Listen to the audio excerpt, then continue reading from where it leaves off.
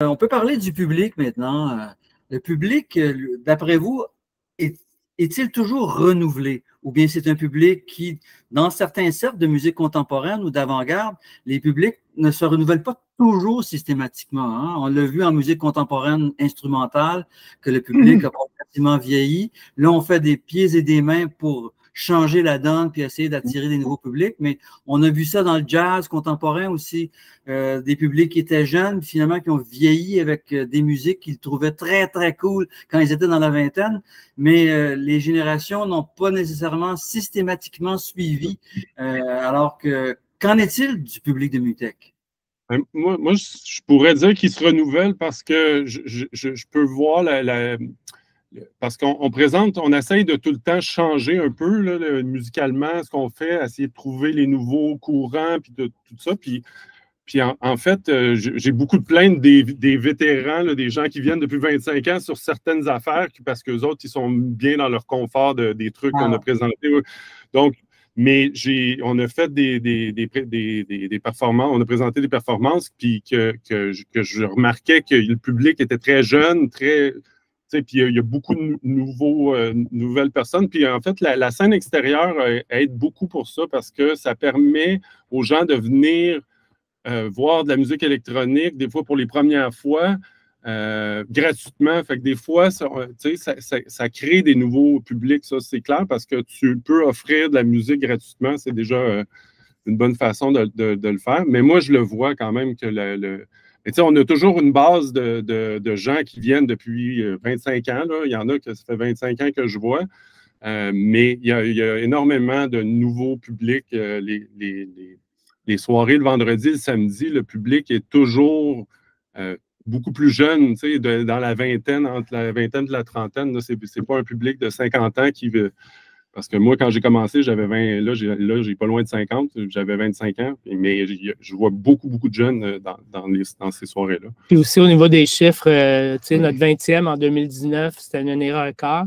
On était sur une lancée. Après ça, il y a eu la pandémie. Fait que c'est sûr que tout a un peu droppé. L'an dernier, on a renoué avec les chiffres de notre année record. Puis cette année, on est à 20% de plus en termes de passeports et de fréquentation. Fait qu'on s'attend à avoir à peu près ça, entre 20 à 25% de plus de public cette année. Fait que, on ne sent pas qu'on est en perte de vitesse à ce niveau-là. Donc, vous avez toujours maintenu de toute façon un équilibre entre le plancher de danse et la performance plus conceptuelle. Alors, avez-vous vu toujours un transfert des gens qui viennent pour faire la fête au Métropolis le vendredi, le samedi, ou encore dehors depuis quelques années pour assister à des performances plus proches du dance floor que de la musique conceptuelle? Est-ce que ces gens-là font le transfert, vont vers les autres performances, ou ces publics-là demeurent relativement, disons, distincts? Ben, perceptuellement, je pense que les gens se promènent dans toutes les factions, je dirais.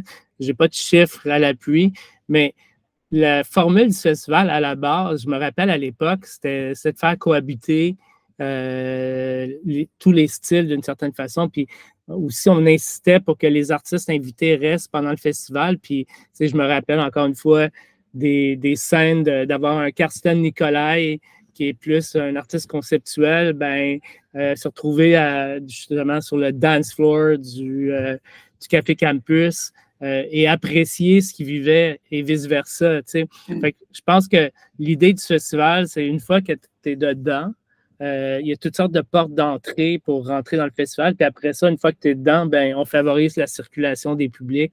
C'est pour ça qu'on a un forfait de passeport festival ou de pass week-end. Fait que les gens qui vivent le festival, ceux qui ont compris c'est quoi la proposition, ils achètent ces forfaits-là et le vivent ils se laissent bercer. Souvent aussi, tu l'as dit toi-même, il y a beaucoup d'artistes qui sont inconnus dans notre programmation, qui deviennent connus après parce que c'est notre job de découvrir et de faire découvrir ces artistes-là. Fait que je pense qu'il y a un rapport avec le public qu'on a développé de confiance où les gens ils disent « OK, j'abandonne, je comprends que je connais pas tellement d'artistes, mais c'est correct, c'est Mutech, puis ils ont toujours livré la marchandise à ce niveau-là. » Il y a un autre il y a un autre point que je voudrais dire, c'est que aussi notre public est à 50% de l'extérieur. Puis les gens qui viennent de l'extérieur, ils ne s'achètent pas des billets, ils prennent l'accréditation, puis ils font le festival au complet. Donc ça, c'est clair qu'il y a une partie de notre public qui est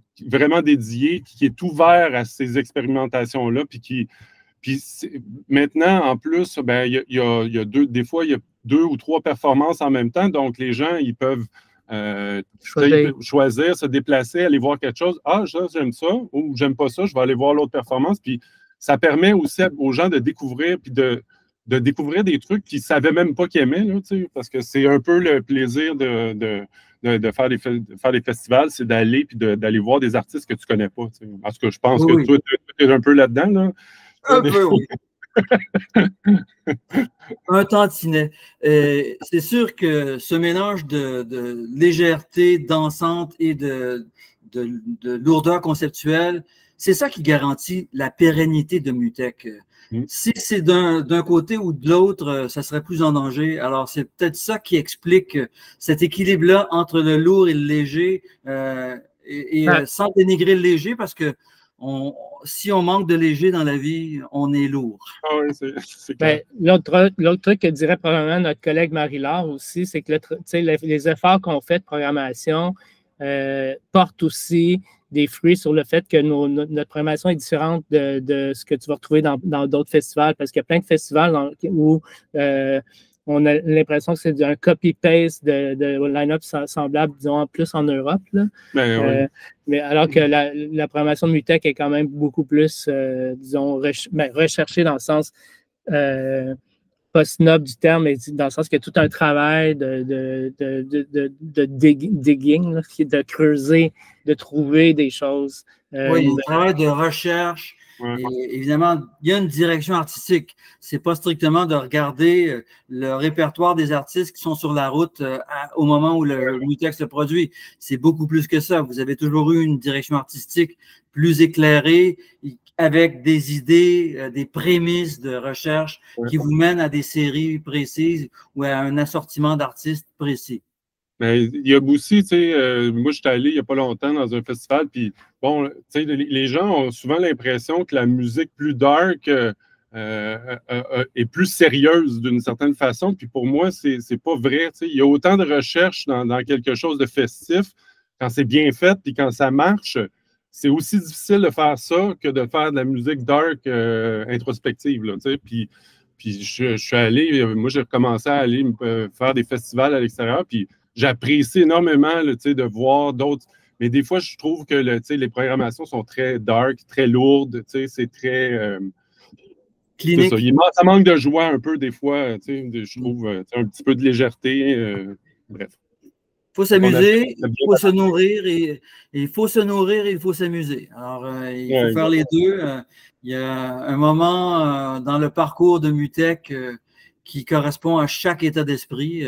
Les plus festifs, les plus drôles et les plus sérieux et les plus recherchés. Voilà. Oui, puis c'est réfléchi aussi comment on programme les soirées, puis dans la même soirée, dans différents endroits, on essaye justement d'avoir différentes propositions. Souvent, c'est comme, je donne un exemple, le MTELUS, quand on programme la soirée Métropolis sur MTELUS, on essaye de faire quelque chose à la SAT qui est complètement à l'opposé, qui va plaire à un autre public, parce que le même public qui est là, des fois, il y en a qui vont apprécier, mais il y en a qui non, ça ne m'intéresse pas, le MTELUS, je veux quelque chose d'une proposition différente. Fait qu'on offre ça, tu sais. Puis on s'est vraiment réfléchi de la façon dont on le fait, parce qu'on essaye de s'assurer que ces deux publics qui se rejoignent d'une certaine façon, mais qui sont un peu différents aussi. Dans un contexte spécial, c'est-à-dire un quart de siècle de vie de Mutech. Alain Mongeau, Vincent Lemieux, merci beaucoup. Merci. Alain.